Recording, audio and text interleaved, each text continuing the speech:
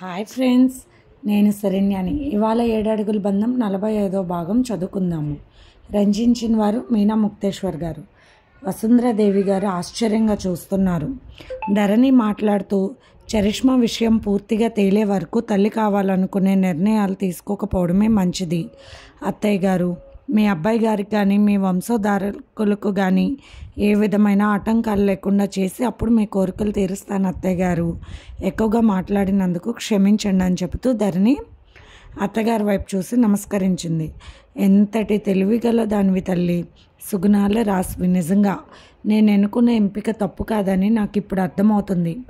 నువ్వు చెప్పిన దానిలో 100కి 100 పాలు నిజం ఉన్నది ధరణి. తప్పకుండా అలాగే నీ నిర్ణయం చాలా గొప్పగా ఉంది. అవును, నీ భర్త మీద పడ్డ నిందను రూపుమాపిన తర్వాతే నీ భర్తకు తండ్రి స్థానం ఇవ్వాలి అని అనుకోవడంలో నాకు గర్వంగా ఉంది. ఉన్నతమైన అభిప్రాయాలు కలిగిన దానివి నువ్వు. నీ మాటకు నేను కాదు అనేది లేదంటూ నవ్వేశారు వసుంధరాదేవి గారు. ధరణి, అబ్బా ఎన్నిసార్లు పిలవాలి నిన్ను, రోజు రోజుకి నీకు లెక్క లేకుండా పోయింది నేనంటూ పెద్దగా అరుస్తున్నాడు రవివర్మ. బయటకు వెళ్తే ఎంత డీసెంట్గా ఉంటారో ఇంటికి వస్తే చిన్న పిల్లాడిలా గోల్ చేస్తూ ఉంటారు. అర్థమవుతుంది వాళ్ళ అమ్మ దగ్గర కనపడిన గారాభం రవివర్మ గారికి. అందుకే కాస్త ఎక్కువ చేస్తూ ఉంటారు అనుకుని నవ్వుకుంటూ పైకి వెళ్ళింది ధరణి. ఇంకాసేపు నువ్వు ఇక్కడే ఉంటే మన ఇల్లు కురుక్షేత్రం అయిపోతుందమ్మా అంటూ నవ్వేశారు వసుంధరాదేవి గారు. ఏంటండి అలా కేకలు పెడుతూ ఉంటారు? అత్తయ్య గారితో మాట్లాడుతున్నాను నేను. మీరంటే లెక్క లేకుండా ఎలా ఉంటుంది? అసలు మీ లెక్కలన్నీ తీర్చేది నేనే కదా. లెక్కలు తీరుస్తావు బాగానే ఉంది, కానీ మొన్న 2 రోజులు లెక్కల్లో తేడాలు వచ్చాయి, వడ్డీలు పెరిగాయి. అవన్నీ ఎవరు తీరుస్తారమ్మా అంటూ రవివర్మ గారి వైపు చూసి, ఒక రకంగా మీ అభియోగం కరెక్టే, తీర్పు న్యాయంగా ఉండాలి. ఇక ఈ ధరణి మీ దాసురాలు, మీ ఇష్టం ప్రభు అంటూ నవ్వుతూ వెళ్ళింది ధరణి. అలిగినట్లు కూర్చున్న రవివర్మని నవ్వించింది ధరణి. అయ్యగారు మొక్కులు తీరాయ్యా బాబు అంటున్న ధరణి వైపు చూసి, ఇదేముందిలే మీ బాబాయ్ మీ పిన్ని హుషారు ముందు అంటున్న రవివర్మ గారు నోరు మూసేసింది ధరణి.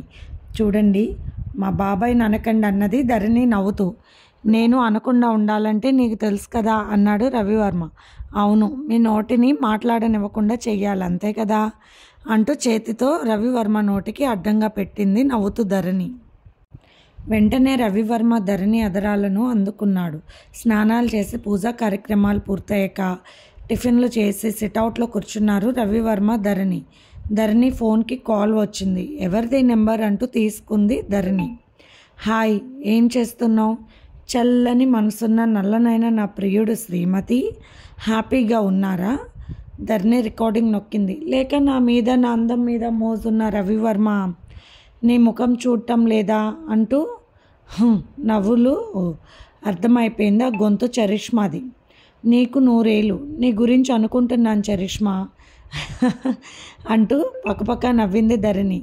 రవివర్మకు కోపం బాగా వచ్చింది. పెట్టేసే ఫోను అంటూ సైగ చేశాడు ధరణికి. వద్దు, ఆగండి అన్నట్టు సైగ చేసి నవ్వింది ధరణి. నువ్వు కోరుకున్నట్టుగా మేము ఆనందంగానే ఉన్నాం చరిష్మా. పాప ఎలా ఉంది అన్నది ధరణి. ఎలా ఉంటుంది? అచ్చం నీ మొగుళ్ళలా ఉంటుంది. నాకు రవివర్మకు పుట్టిన పాపం అచ్చం రవివర్మ పోలికలోనే ఉన్నది. నీకు అనిపించడం లేదా అలా అన్నది చరిష్మా వెటకారంగా. ఏమో, కొత్త పెళ్లి కూతురుగా నేను సరిగ్గా చూడలేదు. మళ్ళీ ఒకసారి చూస్తే పోలికలు తెలుస్తాయేమో అంటూ చాలా గుంభనంగా మాట్లాడింది ధరణి. రవివర్మ ఆశ్చర్యపోతూ ఉన్నాడు. సగటు ఆడది అటువంటి మాటలు భర్తపై నిందలు వెంటే ఆవేశంతో ఆమె ఎలా మాట్లాడుతుందో ఆమెకి తెలియదు, కానీ ధరణి మాత్రం ఊహించిన విధంగా మాట్లాడుతుంది. ఆ ముఖంలో కోపం కానీ భయం కానీ ఏమీ లేదు. ఓహో, అలా అంటావా ధరణి? వసుంధరాదేవి ఆస్తులకు వారసురాలు, నా కడుపును పుట్టిన కూతురు అన్నది చరిష్మా ఒక రకమైన వెటకారంతో. వసుంధరాదేవి గారి వారసులు ఎవరో నీకు తెలియదా? పాపం అమాయకురాలుగా ఉన్నావు, చాలా బాధగా ఉంది అన్నది ధరణి. ఏం మాట్లాడుతున్నావు? మర్యాదగా మాట్లాడు. అసలు నిన్ను చూసి రవివర్మ ఇష్టపడతాడని నేను అనుకోవడం లేదు. రవివర్మ అందం ఎక్కడా, నువ్వెక్కడా? అసలు మీ ఇద్దరికి మొదటి రాత్రి వేడుక జరిగిందా? అసలు పెళ్ళి వద్దన్నాడు. అతని ముఖం చూసి జన్మకు అతను ఇంకొక ఆడదాన్ని స్వీకరిస్తాడని నేను అనుకోవడం లేదని నవ్వింది చరిష్మా. నిందలు నమ్మడానికి నేను నీలాగా పిచ్చి వేషాలు వేసే అమ్మాయిని కాదు. మనిషిని చూస్తే చెప్పగలను ఎవరు ఎటువంటి వాళ్ళు. ప్రతి రేయి మొదటి రేయిలాగానే గడుస్తుంది మాకు ఆనందంగా. మా సంతోషం గురించి పాపం నీకు దిగులు అక్కర్లేదు చరిష్మా అన్నది నవ్వుతూ ధరణి. చరిష్మాకు విపరీతమైన కోపం వచ్చింది. ఆలోచన, సభ్యత, సంస్కారం లేని చరిష్మా లాంటి వాళ్ళు ఏం మాట్లాడుతున్నారో వారికే తెలియదు. ఒక్కొక్కసారి కావాలని రెచ్చగొట్టింది ధరణి. ఏమిటి నీ మిడిసిపాటు? నేను నీకెప్పుడు అడ్డుగానే ఉంటాను. నా బిడ్డను ఆ ఇంటికి వారసురాల్ని చేస్తానన్నది కోపంగా చరిష్మా. ఎవరికో కన్న బిడ్డను తీసుకొచ్చి ఇంటి వారసురాల్ని చేస్తే ఏం బాగుంటుంది చరిష్మా? ఆ బిడ్డకు తండ్రి ఎవరో నీకైనా తెలుసా అన్నది ధరణి. లా చదివిన వాళ్ళ మాటల్లో లాజిక్ చాలా ఉంటాయి అని ఆశ్చర్యంగా చూస్తున్నాడు రవివర్మ. అంటే నీ మొగుడికి నాకు సంబంధం ఉందని నువ్వు నమ్మడం లేదా అన్నది చరిష్మా చాలా కోపంగా. సంబంధం ఉంటే నువ్వు ఊరుకుంటావా? మా పెళ్ళి జరిగితే నిజంగా ఆ బిడ్డ ఇంటి వారసురాలు అయితే ఏడుపులు పెడబొబ్బులు పెట్టే ముందే కోర్టుకు ఎక్కుతావు. అన్నీ జరిగాక ఇప్పుడు చెప్పరు. అతి తెలివి వేషాలు. నువ్వెన్ని మాటలు చెప్పినా వినడానికి నేనేమి నీలాంటి ఆడదాన్ని కాదు. చెప్పుడు మాటలు విని చెడిపోవడానికి. నా భర్త 100కి 100 పాలు మంచివారని నేను మనస్ఫూర్తిగా నమ్మాను. మచ్చలేని వారి మాటలకు మనసులో మలినం కలిగిన నీ మాటలకు చాలా తేడా ఉంటుంది. అది గమనించలేని అంత పిచ్చిదాన్ని మాత్రం కాదు. పిచ్చి పిచ్చిగా ఫోన్ చేయకు.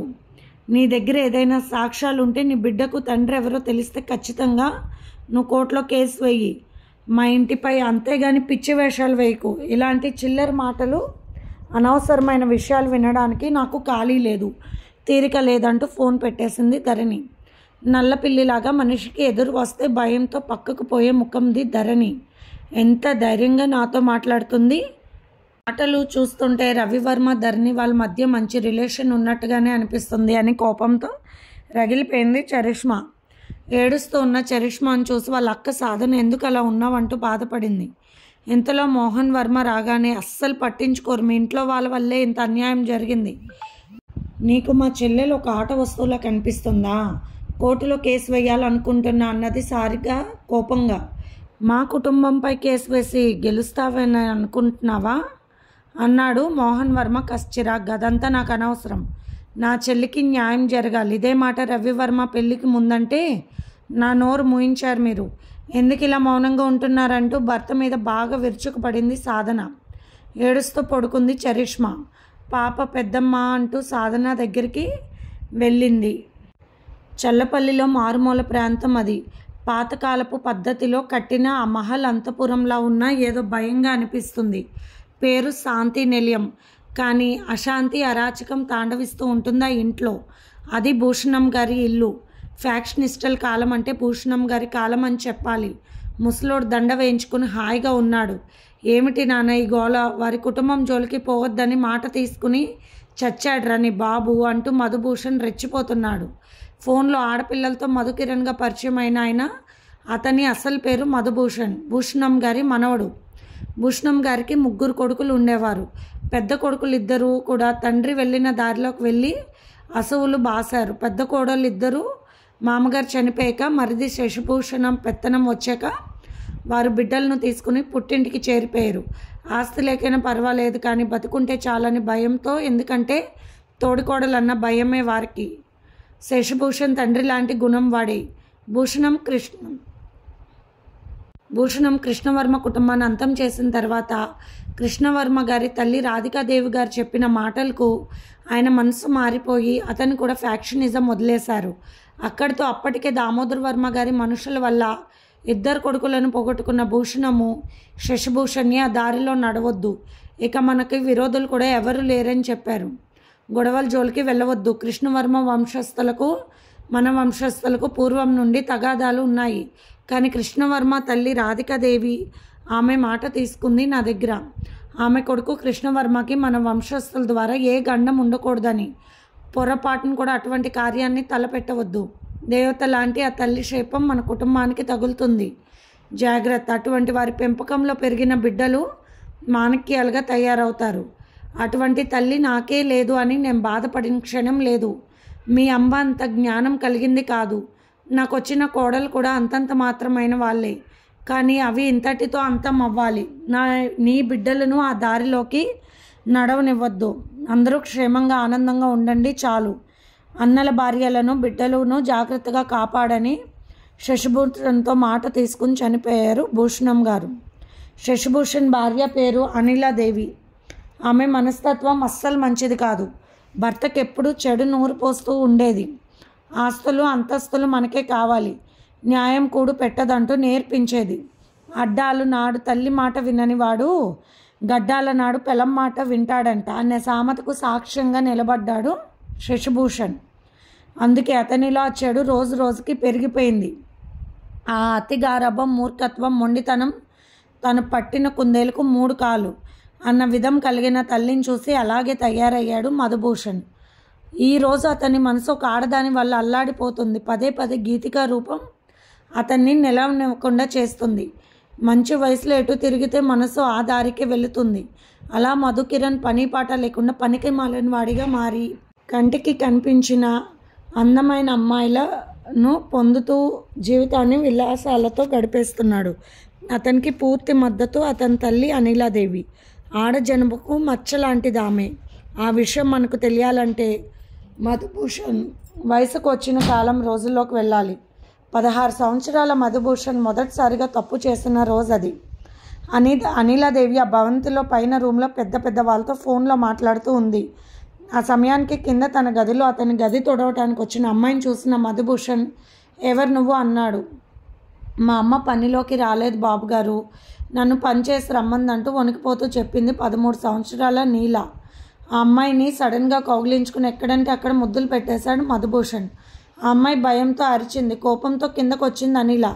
ఏమైందే, గావు కేకలేంటి, ప్రాణం పోయిందా ఏమిటి అంటూ కళ్ళు పెద్దవి చేసి కోపంగా అడిగేసరికి వణికిపోయిందా పిల్ల.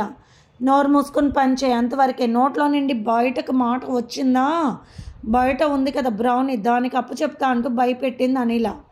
బయట ఉన్న డాబర్మ్యాన్ డ్రాగ్ బౌనీ భయంకరంగా ఉంటుంది అన్నని తనని తల్లి ఏమైనా కేకలు వేస్తుందేమో అని భయపడ్డ మధుభూషణ్ తలుపులు వేసి ఆ పిల్లని నోరు ఎత్తవద్దని బెదిరించి ఏడిస్తే ప్రాణం తీస్తానంటూ బెదిరించి మౌనంగా భయంతో పడి ఉన్న అమ్మాయిని అమానుషంగా అనుభవించాడు. అసలు జీవితంలో ఆనందం అంటే ఇదేనా, ఇంత బాగుంటుందా అనుకున్నాడు ఆ క్షణంలో ఆ మూర్ఖుడు. ఆ రోజంతా ఆ పిల్లను వదలలేదు. పెద్ద పెద్ద వాళ్ళతో పైన పేకాట ఆడుతూ నవ్వుతూ తుల్లుతూ అసలు ఇంట్లో ఏం జరుగుతుందో అని పట్టించుకునే ఆడజన్మ కాదు అనిలాది. ఏదైనా తమకిష్టం కలిగితే అది చేసేయాలి. దొరలమన్న బలుపు ఉన్నది అనిలకు. మధుభూషణ్ గది కోట బురుజుల్లాంటి ఆ గది తలుపు వెనక ఏం జరుగుతుందో చిన్న శబ్దం కూడా బయటకు రాదు. ఆ ఇంట్లో వంట మనిషి వంట చేసుకుని వెళ్ళిపోయింది. శశిభూషణ్ తన గదిలో తనకిష్టమైన వేపుడు మాంసం నంచుకుంటూ మందు తాగుతూ ఎంజాయ్ చేయడం జరిగింది. బయట తోటమాలి తన పనులను తను చేసుకుంటున్నాడు. వంటలు చేసే వడ్డించే అమ్మాయి అనిల ఆమె ఫ్రెండ్స్కి భోజనాలు వడ్డించడం జరిగింది. అలా ఆ రోజు ఆ ఇంట్లో ఎన్నో కార్యక్రమాలు జరిగాయి. కానీ మధుభూషణ్ గది తలుపులకు ఎందుకు తెరుచుకోలేదన్న విషయం ఎవరికి పట్టలేదు, అక్కర్లేదు కూడా. ఎందుకంటే రాక్షస మనస్తత్వం ఉన్న మధుభూషణ్ ఎలా అయినా హాయిగా తన ఇష్టరీతిగా ఉండగలుగుతాడు. భోజనం ఆ గదికి ఉన్న కల్మార్లో పెడితే స్విచ్ నొక్కితే ఆ డోర్ మధుభూషణ్ వైపుకు తిరుగుతుంది.